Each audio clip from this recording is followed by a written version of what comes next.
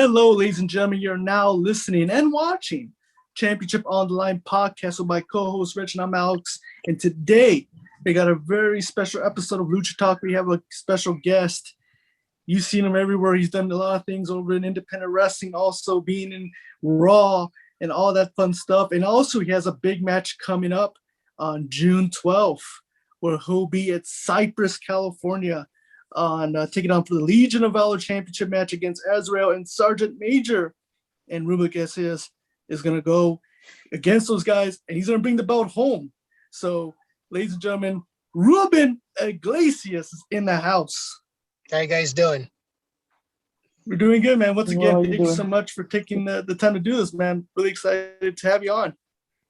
Yeah, I'm always excited to jump on and talk wrestling with anybody. Awesome. Yeah, because oh, absolutely, we love talking about wrestling. The fact that you agreed to be on this was awesome. We got to saw you wrestle live. We met at the West Coast Wrestling Company in Hemet, and it was a really great match. And you killed it, and you won that match. You came away with the victory. Talk about it real quick. How was that match for you and working with those guys? Yes, I did win that match. It was good. It was a last-minute change. It was supposed to be a triple threat originally. It was supposed to be me, Gino Rivera, and I believe Uber Stud. And then they threw in Jack Cartwheel out of nowhere, which is hard because that guy's a really good high flyer. So it threw my strategy off. But I went in there with the mentality to put on a good match, good show, and win the match. And I came out victorious. Yeah, that's exactly what you did. You put on a great match, and you got the win. So, whatever they put in front of you, you knock them down, and you get the win. That's right. And with today, real quick, every show we like to ask some little bit of fun questions for the fans to get to know you a little bit better. Is that cool? We do that for you? Get some fun questions for you? All right, cool. So let's start off with the first one. What is your favorite movie of all time? Ooh, my favorite movie of all time. There's a few that are up there, but I would say my all-time favorite is Grease. Okay, awesome. I love that era. That era is a fun era. Awesome. And then with the second question, what's your favorite TV show? Ooh, besides Raw and SmackDown, I would say Friends. I've been watching Friends. I'm excited for that reunion show tomorrow. Oh, absolutely. And then with the next question, do you have a favorite music artist or band? I'm really old school with hip hop. Grew up on NWA, so I would say they're probably my favorite hip hop group. Love Dr. Dre, Ice Cube as individually. Eminem was a big one too. Okay, and then also, what would consider your favorite song of all time? Favorite song, I would say probably Eminem's "Lose Yourself." That was really good. Ooh, that was a good song. It's a classic. Yeah. Awesome. And then, do you have any hobbies outside of wrestling you like to do for fun? Besides working out, trying to think what I like to do for fun. Just anything active, I guess. Anything where I can just compete and just stay active. I don't like to just sit around. Awesome. And with the next question, do you have a favorite type of food, a favorite meal you like to eat? Cheat meal would be pizza for sure, but I try to keep it clean. So I would say steak, any type of well cooked steak and potatoes is my go-to meal with some vegetables on the side. Awesome. And then with the next question, do you have any rituals you like to do before you hit that curtain? Before I what? Before you match, anything you like to do? Any rituals? I would say the one thing I make sure I always do is pray. Just for injuries, thanking God for the opportunity that's in front of me. That's pretty much it. That's one thing I always make sure to do before every single match that I have. Okay, awesome. And then with the last question, if you can have a match with anyone that isn't a wrestler, it could be a celebrity, athlete, movie star, anyone, who would it be? Ooh, that's a good question. I would have to go with probably one of the top athletes, either Mayweather or Tom Brady, to say I've been in there with one of the best. Or If you guys face, that are considered the best. I don't consider Tom Brady the best, but I know that people consider him the best ooh. quarterback of all time. And if you did wrestle those guys, how would you see that match going? Oh, they would tap out for sure. Awesome. Awesome. So when we get started, with everything with last year being so crazy with COVID and everything, how's COVID been treating you so far? So far this year, it wasn't great because I caught it in the beginning of the year. Oh. But fought it.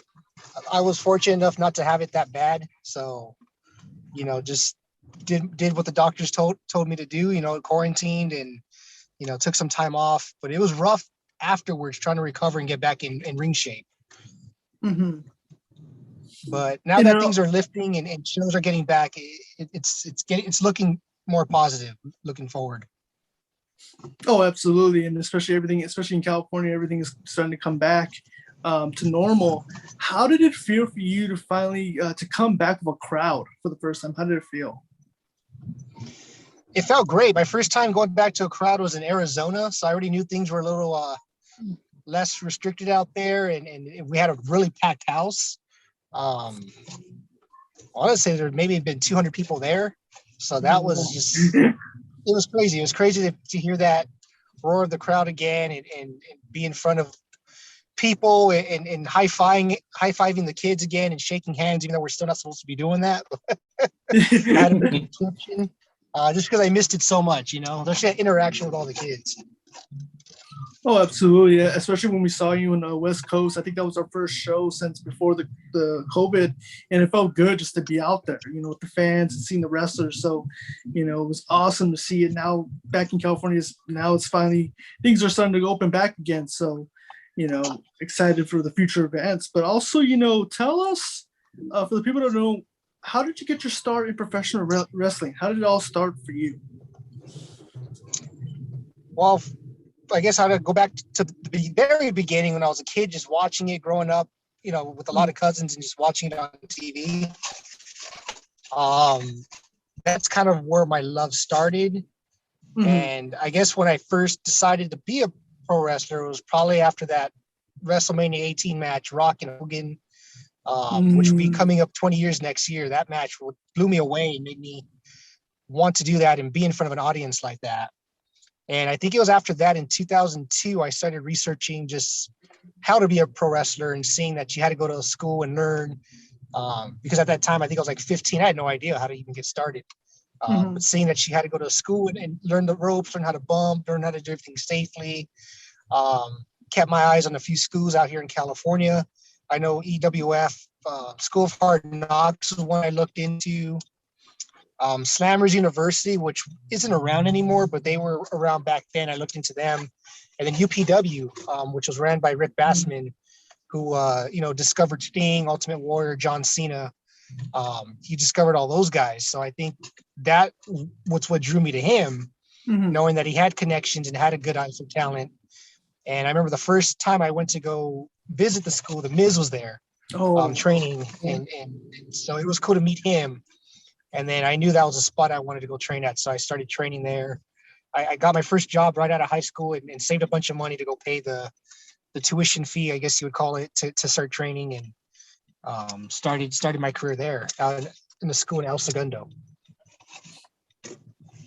Awesome. And then when you were young and a fan, did you collect by any chance? Did you collect like the action figures? Did you play the video games? Did you do any of that stuff? Yeah, I had all that, all the action figures, the magazines. I was even in a WWF magazine in 1995. Ooh. They had like a fan question you could email, like answer all these questions and send in a picture with your answers, and they would spotlight. I think it was like fan spotlight or something like that. And I think I was 10 years old when I sent it in, and I didn't think I was ever going to be on it because I'm sure hundreds of people were sending it. And then all of a sudden, bunch of my friends were hitting me up. They're like, "Have you seen the latest magazine?" I was like, "No." Like, your picture's in it, and I still have the magazine somewhere in my house. Oh, that's awesome. I still have it. How was it too? Like for the first time, like look at the magazine, seeing yourself. It was crazy. It was surreal. So and also like you said, you collected. Did you have like any like action figure that was like you go to like your favorite action figure? No, I liked them all. I liked all the Hasbro action figures. Hogan, Warrior, obviously all the top guys I had back in the day. So yeah. Did you have a favorite wrestler growing up? Like your go-to guy? Like, yeah, my favorite growing up when I was a kid was definitely Bret Hart, and and I have black and pink tights that I wear, Yeah. and a lot of my tights are pink, just to kind of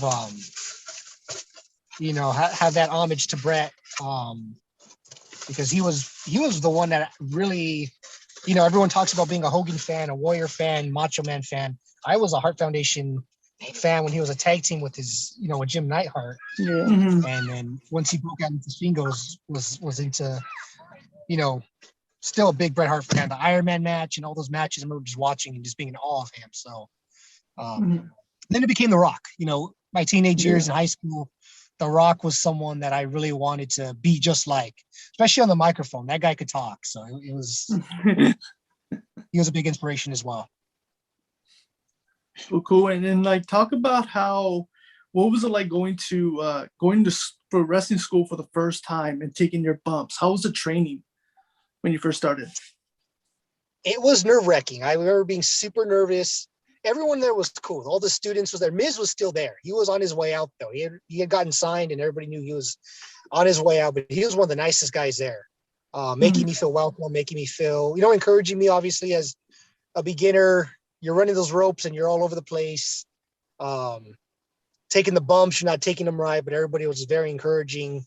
Making me feel like, like at home, like this was like a family, and it was gonna be a close group of wrestlers. It was gonna be a lot of fun.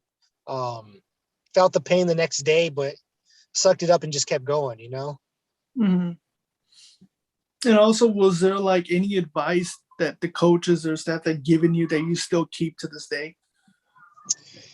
As far as advice, I mean, it's just a lot of it was just always just be respectful to everybody in the locker room. Don't have an ego. I think that was the one thing they were really big on is, no matter how big you get, how many championships you win, what other promotions are looking at you, just don't have that ego. Because at the end of the day, we still represent them. We still represent my trainers, who taught me, Shane and Shannon Ballard, the Ballard brothers, who are still around and people still know and respect them, so just to have that respect.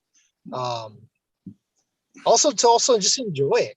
One thing they said was, this industry, our careers go quick, 10, 15, 20 years flies by and next thing you know, you're old and you're washed up and you're done, so they always said, just enjoy it every minute, enjoy all the seminars, the road trips, the matches, everything, just have fun and enjoy it. And during training, was there like, whether it was promos or in ring, like any tape that you studied? We would get together and watch a lot of stuff, a lot of Ric Flair stuff, a lot of Bret Hart stuff. But they'd always encourage us to watch tapes on our own time. And I would always just focus on the Bret Hart matches. Bret Hart, Mr. Perfect, SummerSlam, I believe, was one I always just watched and looked at Mr. Perfect selling, look at Bret Hart's just execution and, just the way he did everything. Austin Bret was another one I would watch a lot. Christian was another one I used to watch too. Christian was just so good and so smooth at everything. To me, he's probably the most underrated performer in the business. That guy just so great. Oh, absolutely. And also, like, what was it like making your debut and going out there from the crowd for the first time? How was it for you for that whole experience? That was a lot of fun. It was at a carnival, so it wasn't like a wrestling crowd. So I guess that was one of the benefits I had. You weren't going to have your diehard wrestling fans that were going to expect a 5-star match. It was just families that were there for the carnival. They knew matches were coming out, so they all gathered around the ring. So I knew we could literally just do anything we want, and it would be fun, and the crowd would react. They did. They reacted to everything. A little fun fact though, my very first match was a tag match. We went 50 minutes. Oh, So wow. that was crazy. It was actually, I'm actually visiting my wife's parents' house right now in the city of Maywood. It was in the city of Maywood, which is funny. My very first match was in the city of Maywood out here in California. And so it was very lucha Hispanic, crowd. Mm. Me and the guys that wrestled, we had no idea our match was a 2 out of 3 falls. So we went like 35 minutes the first fall, not knowing. And we were celebrating the victory. They, announced winner of the first fall.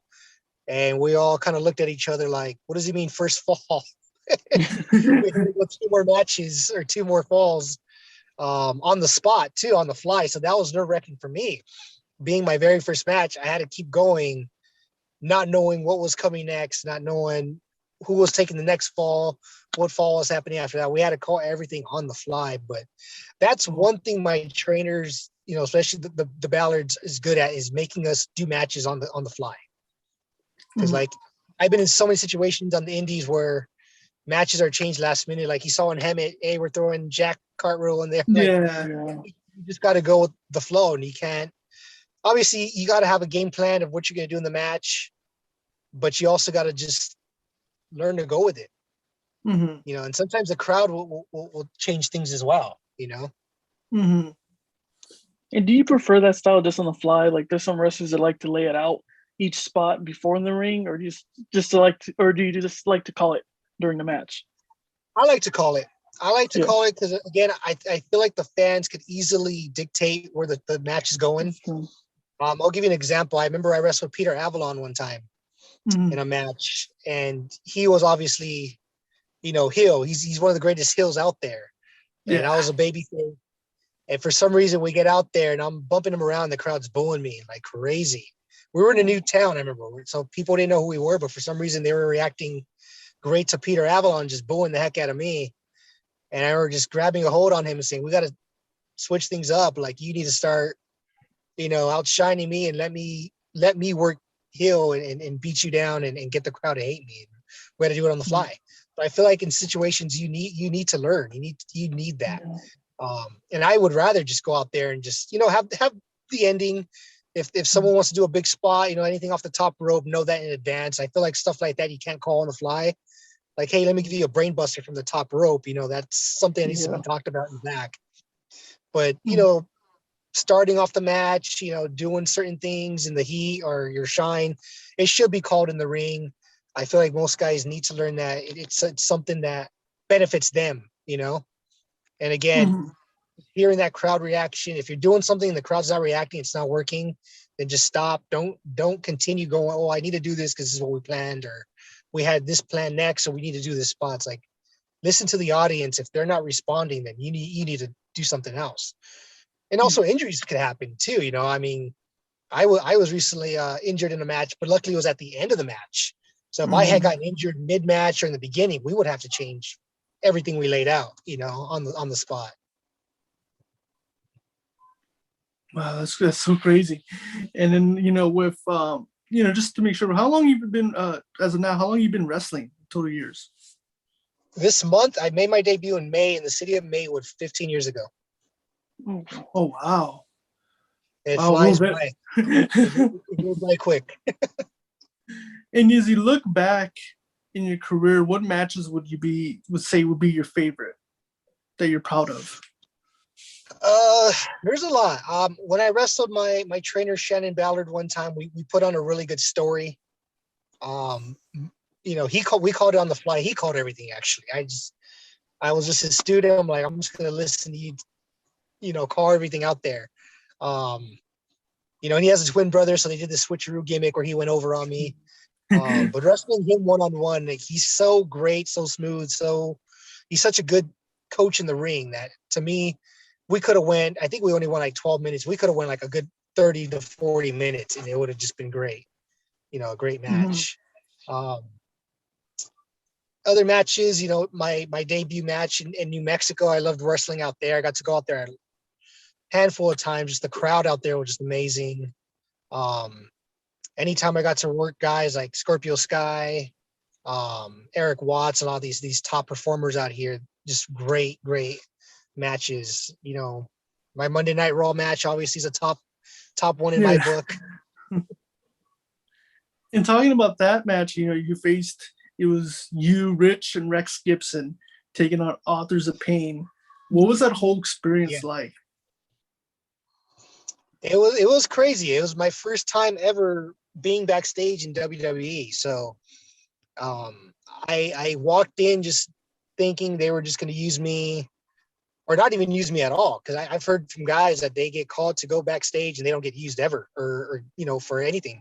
So I was like, I'm just going to go for the experience, you know, see how the big show was ran, and finally just meet some people and network. And, you know, we get there, we do our physicals and stuff, and they tell everybody to be by the ring. And I saw Authors of Pain standing not too far from everybody, and they grabbed me and the other guy and told us, you know, we're going to be wrestling Authors of Pain tonight. And I was like, you got to be kidding me. Like, these guys are so good. But it was great, because then, you know, they had us obviously get in the WWE ring, which is my first time ever being in there, and just do some stuff, work some stuff out, and, you know, bump in front of the agents. And I had, you know, I think Fit Finley and Road Dogg were the agents of the match. So just talking to them and hearing them just kind of tell me what they wanted from the match, you know, just was great to just, you know, because I grew up watching these guys, and you know, these are guys that are great performers, had really long, great careers, and now they're just kind of coaching me in a match, which is amazing. And after the match, did they give you anything, any reviews, any comments about the match after?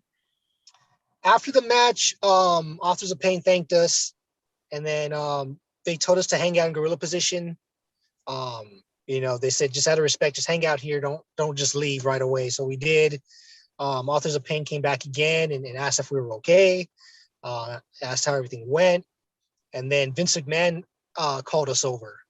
And Vince McMahon thanked us for the match and shook our hands. So that was a cool moment, you know, because the one thing they tell you when you're there is not to approach Vince at all. Yeah. You know, he's a busy man.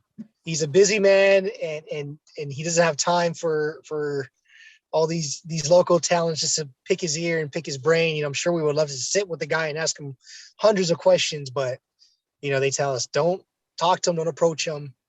And for him to call us over to his little office station that he had at gorilla position and extend his hand and thank us for the match was really cool.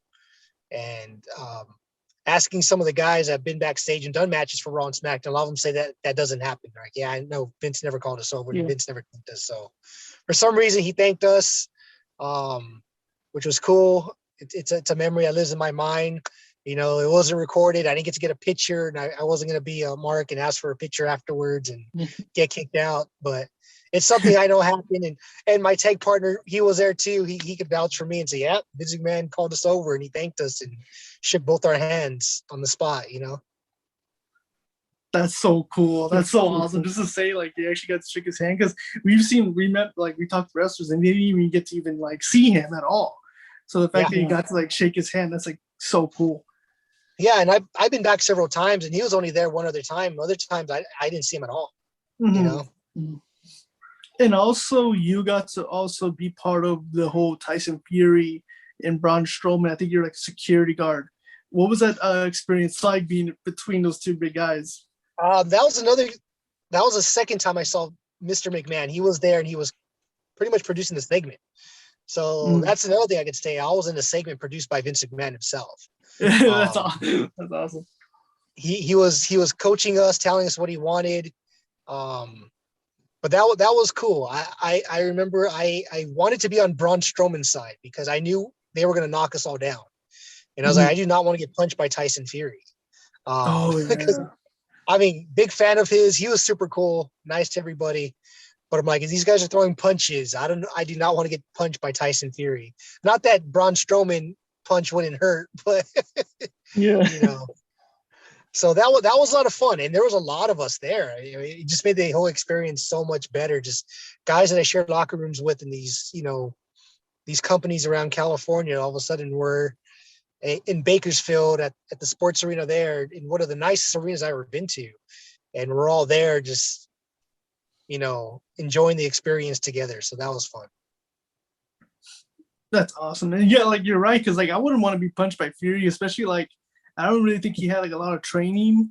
So like the only way he knows how to throw a punch is the only way, which is the it's going to be a real punch. Yeah. Yeah. He might knock you out. Oh, absolutely. I would not want to be on the opposite side of that. But also like what other stuff did you get to do for the day? Was there what else? Because I know you're in the conga line, right? I was in the conga line with No Way Jose. We had a fun little spot there.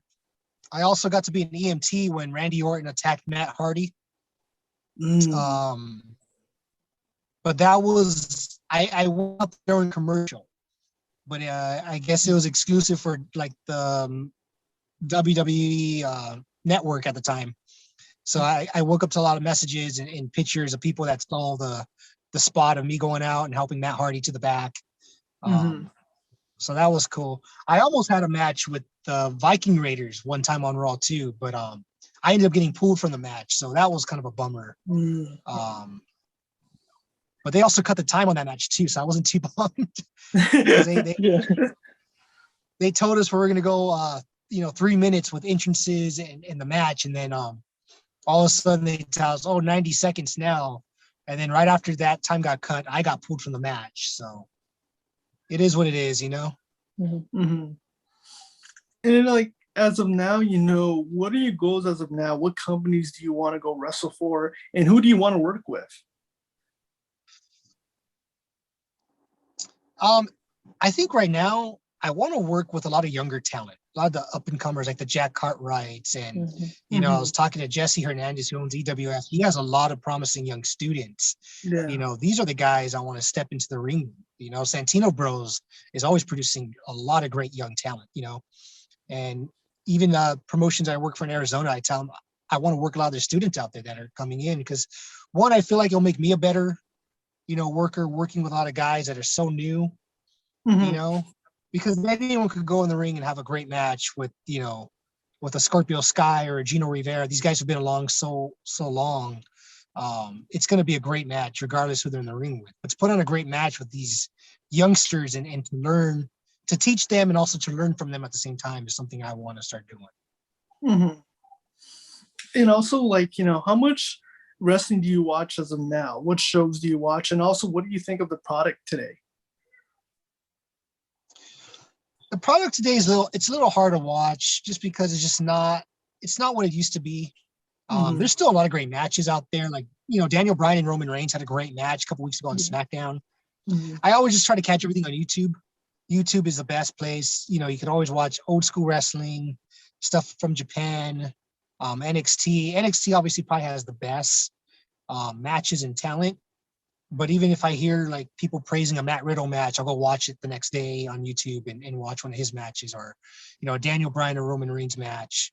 But this industry is evolving. I'm more old school. I like just storytelling, and you watch AEW, it's just a lot of spots.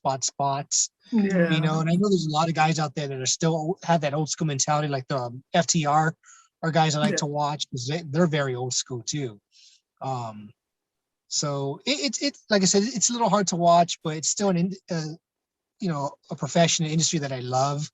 And, and these guys are obviously doing something right to be on the big stage, whether it's WWE or AEW. So we never put these talent downs or their matches down, but to me, it is just kind of hard to watch sometimes, knowing just how great it once was when I was a kid.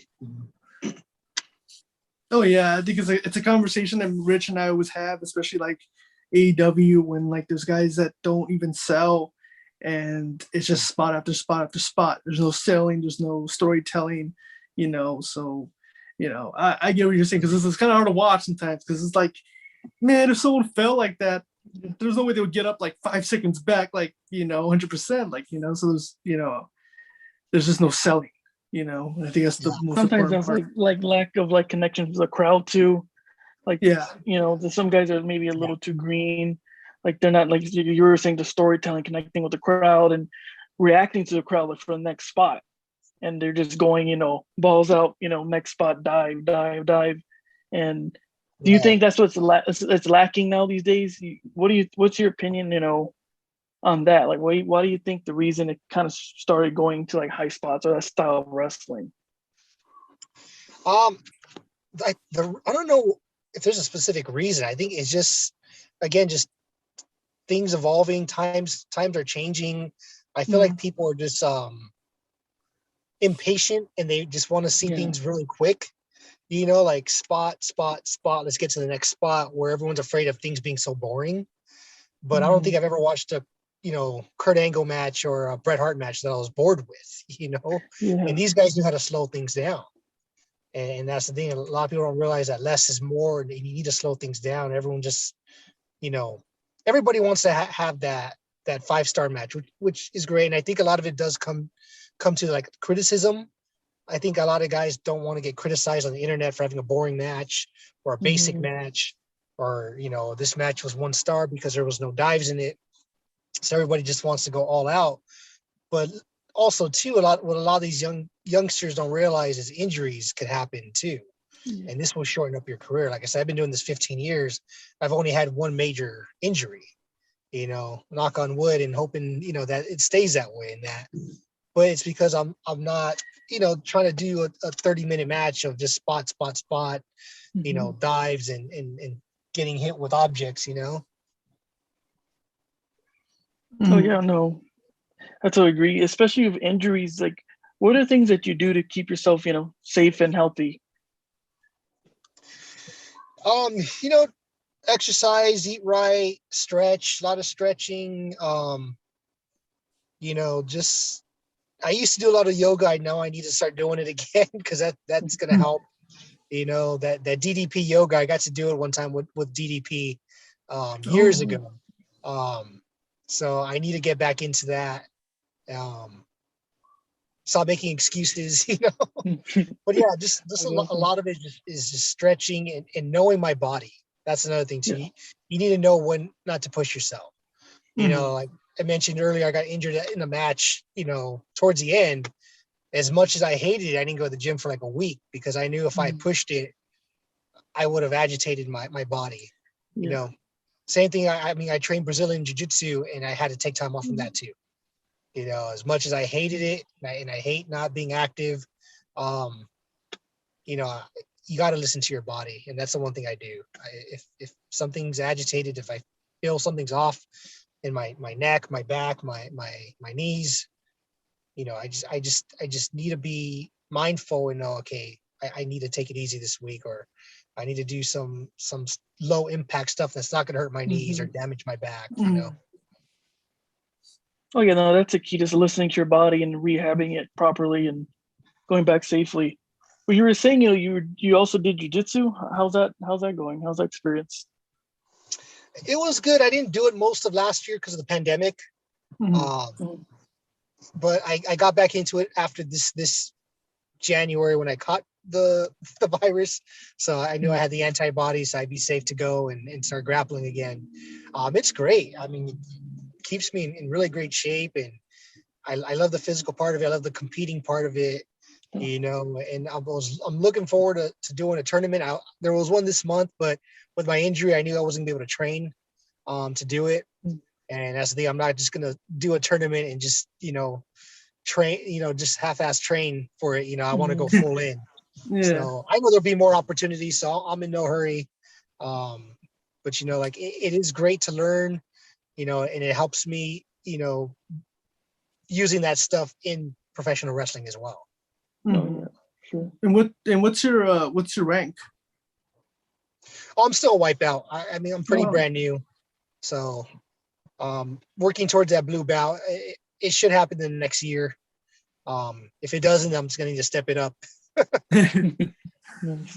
Awesome. Yeah, because Rich and I we do a little bit of jiu-jitsu, and it's so much fun. Like it is hard work, and but it's so much fun. Yeah.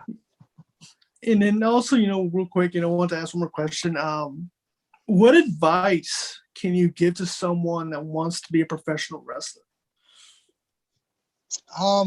Advice, study tapes, obviously find out who you want to mimic. I'm not saying rip off their repertoire, but if you want to be a heel, look at the way Dolph Ziggler and Kurt Hennig would sell for their opponents. You want to be a technician, a grappler. Look at Bret Hart. Look at Chris Benoit matches. I know a lot of people. It's hard for them to look at Chris Benoit matches from what happened years ago, but he's one that was amazing. Kurt Angle's another one. You want to be a high flyer, flashy. Look at Shawn Michaels, Jericho. Find out who you want to be like, and study those guys. Study the way they move, the way they sold, the way they would come back, everything. Just study. Find a really good, respectable schools. There are a lot of schools out there that are, have bad reputations. So find a school that has a good training and a good reputation. Something like Santino's, like they're known for producing, new top talent. Look at Jake Atlas. He was only there for 3 years and that's fine. He's in NXT now. So many other guys are moving on to bigger and better things. Brody King's another one, Jesse Hernandez with EWF, he has a really good school. There's a lot of good schools in California or anywhere, but look at to see what schools are producing great talent, which ones have that reputation of great training, great teachers. Invest. It's going to take money to invest. I know a lot of people don't like to hear that, but you want to invest in the school. You want to invest in gear. That's another thing guys just are frowned upon. If you're one of those guys that are just wearing basketball shorts and a t-shirt with elbow pads, you don't want to look like that guy. You want to have nice gear, look like a wrestler. Gym memberships, if you could do jiu-jitsu, join a school and train there too, so that's my advice. And then also just enjoy it, have fun. Like I said, it goes by quick. So really just enjoy every minute of it, the training part, the hitting the roads and the matches, the shows, because it does fly by. Awesome. Great advice, man. And once again, thank you so much for taking the time to do this with us, man. I really appreciate it. Yeah, thank you guys. I appreciate you guys, and you guys are doing a great thing, and just love promoting the SoCal wrestling scene and just getting my name out there as well. Oh, absolutely, man. And also, where can the fans see you on social media? Social media, I'm on Facebook, Instagram, and Twitter. I need to get more on Twitter. I know that's the place to be. So I'm trying to be more active on Twitter under Ruben Iglesias. I also have my own YouTube channel. You could go under Ruben Iglesias and look at some of my past matches, current matches. I had my match from the show from West Coast Wrestling up on there, promos and stuff. So anything Ruben Iglesias, you'll find me. But again, I'm on Instagram, Facebook, Twitter, and YouTube. Awesome. Once again, man, thank you so much and for taking the time. And also for the fans out there listening, do not forget, June 12th on Saturday, Ruben Iglesias will be squaring off against Sergeant Major and Azrael for the Legion of Valor Championship. It will be June 12th at the American Legion Post, Cypress, California. And it's going to be an exciting one. So definitely get your tickets now. The show. That's going to be the match you're going to want to see. Oh, absolutely, man. Every match you're on, man, you always steal the show. When we saw you live, that match was awesome, man. It was the match of the night for sure. And again, man, appreciate it, man. Really appreciate you taking the time and an honor to have you on. Thank you, guys. Take care. Awesome. And that's going to do it for us on Championship Online Podcast. We'll see you guys next time on Championship on the Line.